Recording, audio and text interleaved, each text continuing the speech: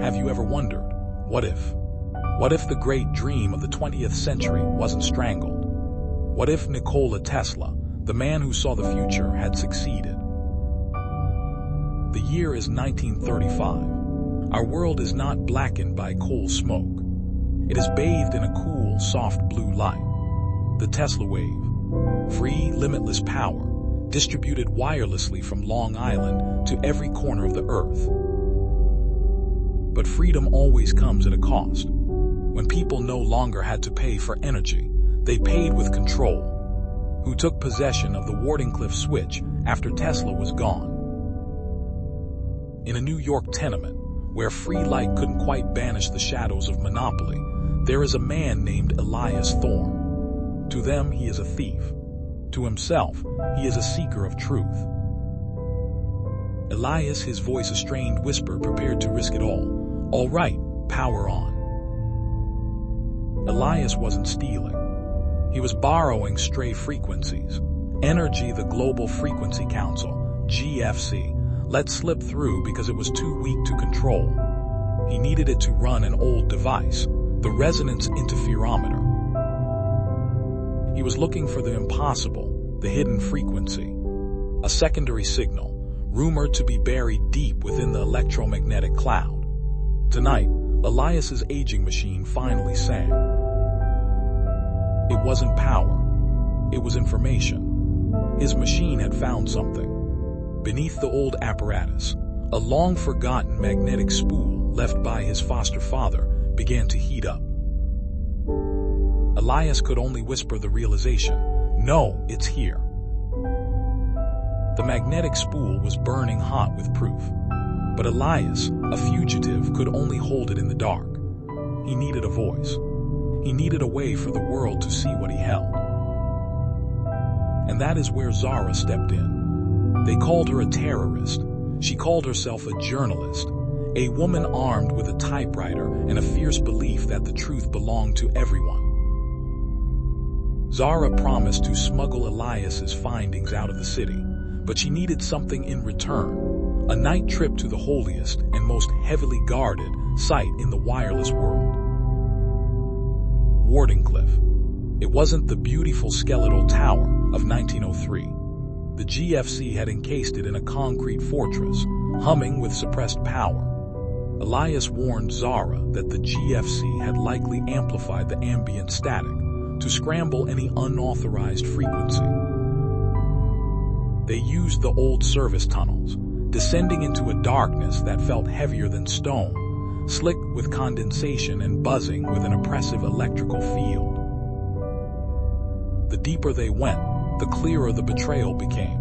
The GFC hadn't just inherited Tesla's work. They had disfigured it, replacing the organic copper wiring with dense, cold alloys designed for control, not creation. They reached the heart of the original foundation, but the gigantic Wardenclyffe coil was sealed behind a towering wall of reinforced concrete. Cold, utterly silent. Zara wondered why they would hide their own power source. Elias realized the chilling truth. They haven't hidden it, they replaced it. The master frequency wasn't broadcast from the tower. It was being transmitted from somewhere else. Elias pressed the magnetic spool against the wall. The silent concrete began to vibrate with the complex, digital rhythm of the hidden frequency. It wasn't meant to transmit power. It was meant to unlock. Behind the wall lay a pristine, brightly lit facility, Tesla's true lab, untouched by the GFC. And inside, under glass, was the final, devastating piece of evidence, Tesla's letter of resignation. They were trapped inside Tesla's legacy, and the very men who murdered his dream, the frequency hunters, were closing in. The moment the Wardenclyffe alarm sounded, Elias and Zara knew they were trapped in a history lesson that could cost them their lives. The GFC's frequency hunters were locking the tunnels. But Elias remained focused. He told Zara that Tesla never built a door he couldn't walk out of. He just needed the right rhythm. The magnetic spool pulsed fiercely in Elias's hand, guiding him toward the deepest, plainest wall in the lab, a surface of dusty plaster. He called it the plaster gate. Outside, the sounds of the frequency hunters grew louder. They were hammering on the sealed door. As the pressure mounted, Zara quickly photographed the resignation letter under the glass.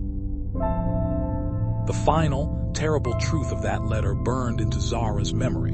J.P. Morgan had financed the free energy in exchange for the power to censor the wireless communication.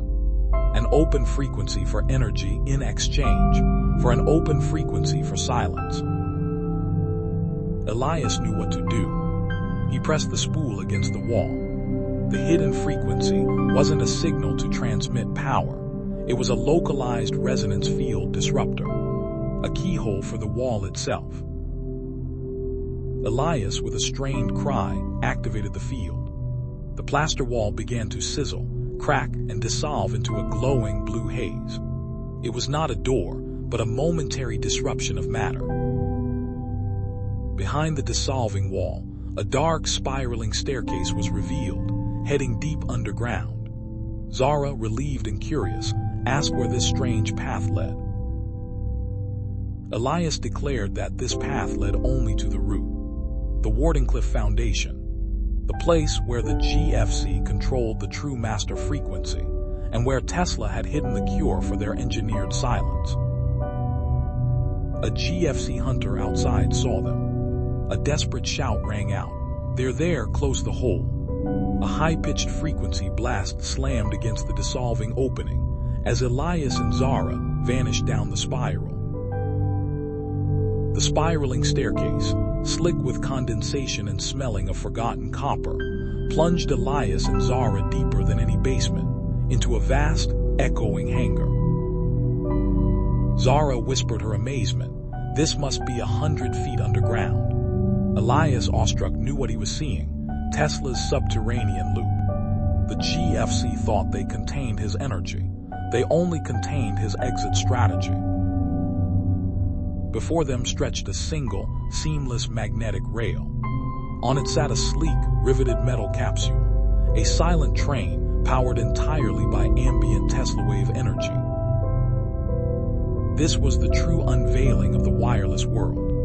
Not just free energy for homes, but free motion across continents, instantly and silently. The kind of progress the GFC couldn't afford to let happen. Elias climbed into the conductor's seat. The train needed a directional frequency, a destination code. Tesla must have pre-programmed several escape routes. He inserted the magnetic spool into the single brass receiver. The capsule's interior immediately lit up, revealing a map of the continental United States, but with no major cities marked. The destinations were secret, names like the Copper Mountain Reserve, the Tethys Repository, and finally, a blinking light near the Midwest marked simply, the Quiet Archive. That was the key. Elias knew that was where Tesla had hidden his final plans for dismantling the GFC. He confirmed the destination. The train accelerated instantly, the world outside becoming a blur of darkness and magnetic sparks. They were on the run, racing through Tesla's secret spine of America. But they were not alone. A high-pitched, metallic whine approached fast from behind on the same track. The GFC had found the loop. Zara cried out, asking what that terrible noise was. Elias yelled that it was the GFC's heavy pursuit unit. They might control the energy, but they did not control the speed of light. He commanded Zara to hold on as the train pushed its limits. They were moving faster than sound, perhaps faster than the GFC had ever dared to travel. But in the muffled silence of the capsule, the threat wasn't the distance, it was time. Elias told Zara that the train was stable, and they had maybe an hour before the GFC predicted their destination. He urged her to focus on the letter, the final, damning proof they had stolen. Zara recounted the cold truth of the resignation. History celebrated J.P. Morgan as Tesla's benefactor, but the letter revealed a frigid transaction, the cold contract. The financiers agreed to fund the worldwide free energy on one terrible condition: that Tesla must censor his own wireless communication system, the unrestricted flow of ideas that ran on the same frequency. Zara felt the profound anger. They weren't fighting for oil, but for the power to decide which ideas survived. The master frequency was not a power switch, it was a delete button. Elias affirmed her realization. The hidden frequency was the backdoor, a way to force the entire censored network to talk again. Their goal was clear: reach the quiet archive to find the system's blueprints. The train's magnetic stabilizers went into crisis mode. Elias realized the GFC had found the loop's main relay and were diverting them. They were heading off Tesla's path and straight into a city the council controlled completely. The train decelerated with a magnetic screech, violently pulling them out of the tunnels and into the massive, electrified canyons of Chicago. They had escaped Wardenclyffe, only to land in the GFC's financial, heavily guarded heart. The moment the maglev train slammed to a halt in Chicago, Elias knew they were in enemy territory. The city's massive, electric canyons were the financial epicenter of the council's control.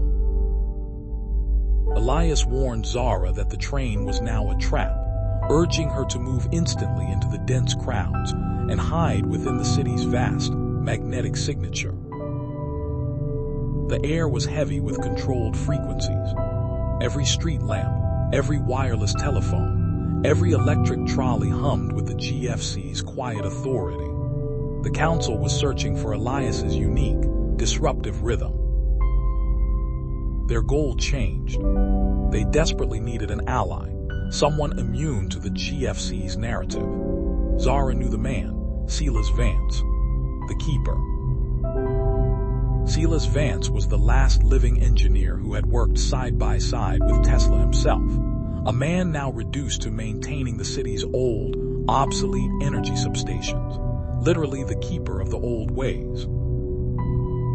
They found him deep within a rattling, copper-filled basement. Zara immediately presented him with the truth, the photograph of Tesla's resignation, the terrible cold contract. Silas Vance looked at the photo, and his old eyes filled not with shock, but with sadness. The old man confessed that he had known the truth all along. Vance admitted he had personally helped the GFC install the silence protocol onto the Wardenclyffe system. He justified his actions, claiming the chaos of true free information would have destroyed the world faster than GFC's control ever could. He believed he was protecting humanity. Elias, though betrayed, understood the fear. He cut through the debate, demanding only one thing: the true schematics of the Wardenclyffe system, the map to the master frequency hidden within the quiet archive. Vance slowly opened an antique steel chest, not with a key, but with a specific silent hand gesture on the lock's copper plate. The old keeper was giving them a map, but perhaps also leading them into a trap of his own making, a path straight to the source of his long, terrible silence. Elias and Zara fled the copper-filled basement, the old keeper's map clutched in Elias's hand. It was a secret schematic of the Wardenclyffe system, showing every backup conduit, every hidden frequency, and every point of failure. But the map was a double-edged sword. It confirmed that the GFC's control over the master frequency was absolute. To break it, Elias needed a device far more powerful than the magnetic spool, a resonance core. The schematic pointed to only one place where such a core might exist outside GFC hands, a derelict suburb outside Detroit, a forgotten community known as the Fringe. The Fringe was a ghost town to the GFC.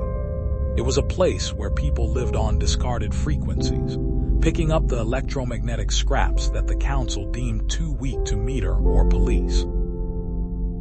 When Elias and Zara arrived, they found a city half-lit, sustained by dim, flickering blue lights.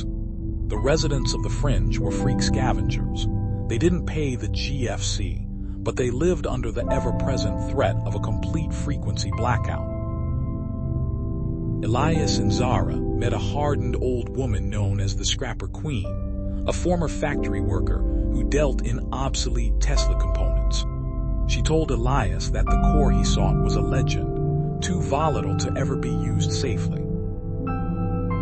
The Scrapper Queen ultimately agreed to guide them, not for money, but because she recognized the fear in Elias's eyes. She knew that if the GFC discovered the fringe, their meager light would be silenced forever. She led them into the catacombs of an abandoned automobile plant. There, suspended in a thick coil of obsolete copper, hummed the resonance core, a pulsing orb of contained lightning, radiating raw power. Elias knew the risk. The core was volatile. A single wrong movement could fry the entire town's lifeline. But without it, the quiet archive would remain sealed, and the GFC would maintain their eternal silence. Elias worked in near-total darkness, the stolen resonance core pulsing violently in the center of his makeshift circuit board. Every vibration threatened to destabilize the fringe's fragile power supply. Zara, watching the dim lights of the fringe flicker, urged him to be fast. The GFC's patrol frequency had been shifting, drawing closer to this region of forgotten power. Elias finally integrated the core. The old magnetic spool, the stolen schematics, and the raw power of the core now formed a single, powerful device, the universal resonator.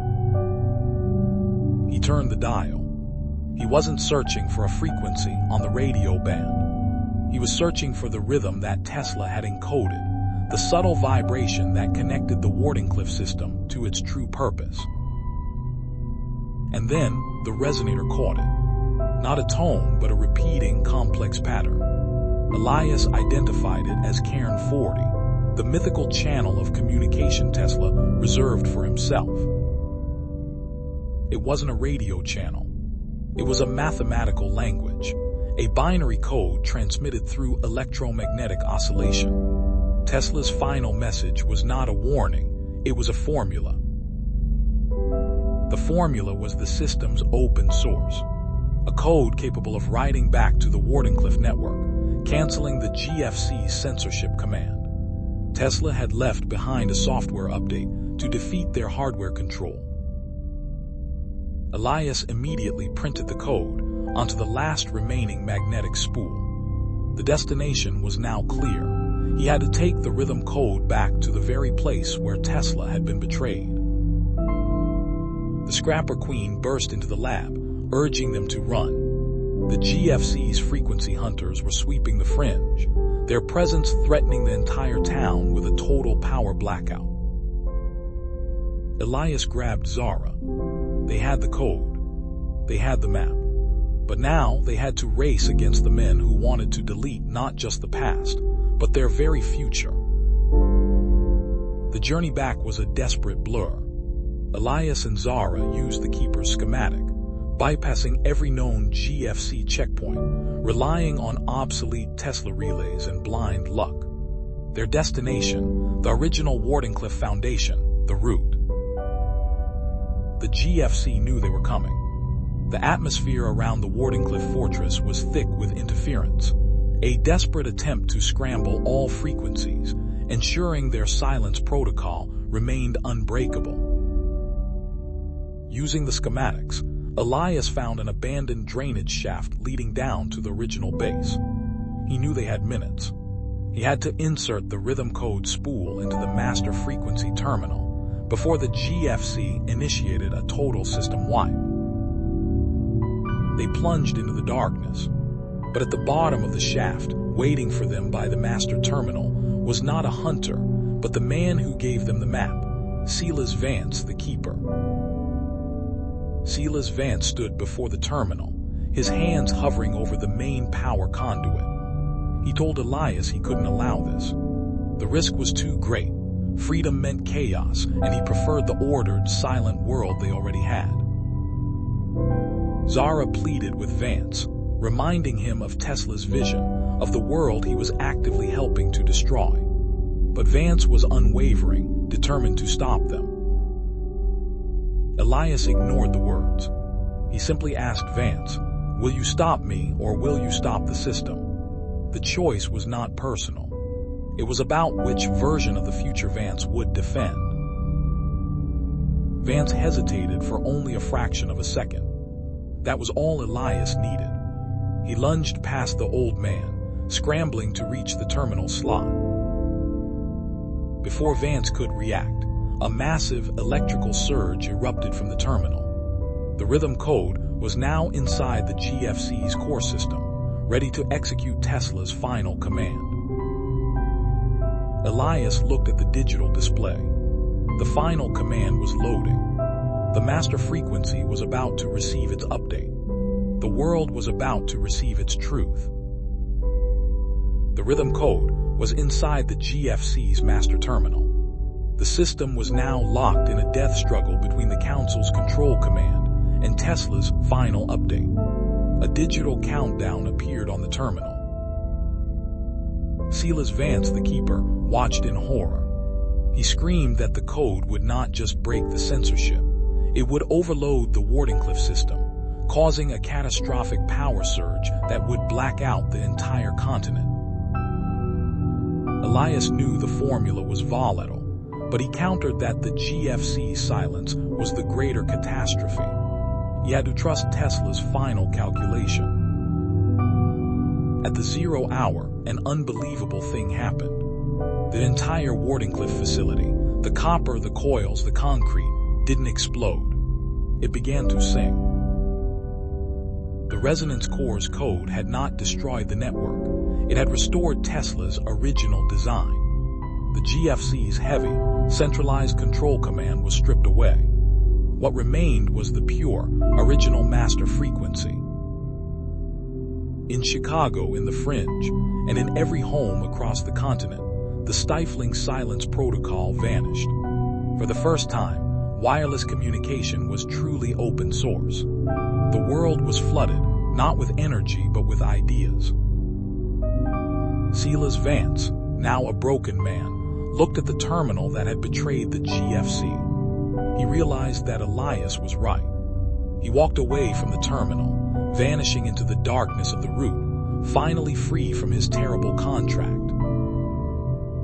Elias and Zara knew their victory was only the beginning. The GFC, led by its mysterious chairman, would not surrender its control easily. But they had achieved the impossible. They had awakened the sleeping frequency. This is the story of Tesla, the stolen current. Elias and Zara gave the world its voice back, but the men who seek to own the very air they breathe are watching. Who is the GFC chairman, and how will they fight to reclaim the silence?